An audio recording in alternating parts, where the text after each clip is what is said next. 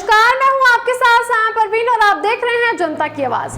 दोस्तों, हमारे देश में अंधविश्वास किस हद तक बढ़ गया है वो आज हम आपको इस खबर में बताएंगे। दोस्तों, बिहार में बागेश्वर धाम के पीठाधीश धीरेन्द्र शास्त्री एक सोफे पर बैठकर कथा सुना रहे थे, लेकिन जब वो यहाँ से उठकर चले गए तो ऐसा अंधविश्वास देखने को मिला जिसने सारी हदें पार कर दी।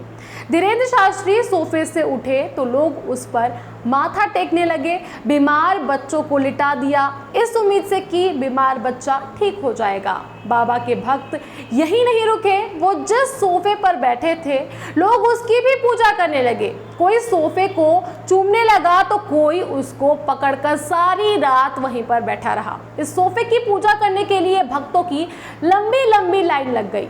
दोस्तों, ये सोफा बागेश्वर धाम का सोफा नहीं है और ना ही ये बजरंगबली का सोफा है। ये एक पटना की किसी फर्नीचर की दुकान से लाया गया सोफा है। जैसे आपके घर में ड्राइंग रूम में पड़ा होगा, ऑफिस में पड़ा होगा या किसी होटल में पड़ा होगा, बिल्कुल वैसे ही ये सोफे यहाँ इस होटल में धीरेन्द्र शास्त्री के लिए रखा गया, जिस पर बैठकर वो रात भर कथा सुना रहे थे, लोगों की अर्जी लगा रहे थे।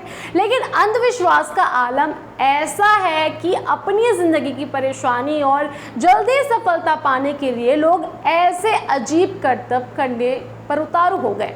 अब तक तो भगवान से ज्यादा बाबा के सामने सर झुकाने वालों की भीड़ लग गई।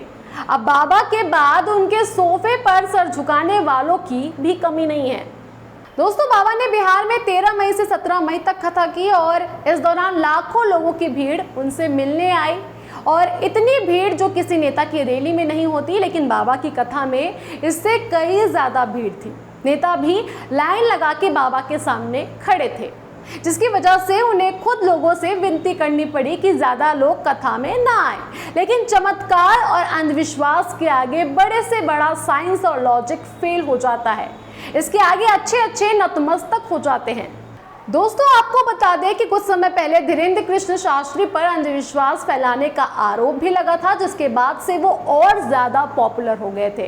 इतने पॉपुलर कि आज उनके सोफे से भी लोग चमत्कार की उम्मीद करने लगे हैं। खैर, अगर यही हाल रहा तो कोई हैरानी की बात नहीं होगी कि इस सोफे को देश का राष्ट्रीय प्रतीक और बाबा की याद में संरक्षित कर दिया जाएगा, या ये भी हो सकता है कि इसे राष्ट्रीय धरोहर घोषित कर दिया जाए। दोस्तों, आप इस अंधविश्वास पर क्या कहना चाहते हैं? आप हमें कमेंट बॉक्स में कमेंट कर जरूर बताएं और बाकी खबरों के लिए देखते रहिए जनता की आवाज। जनता की आवाज यूट्यूब चैनल को सब्सक्राइब करें, साथ ही बेल आइकन जरूर दबाएं।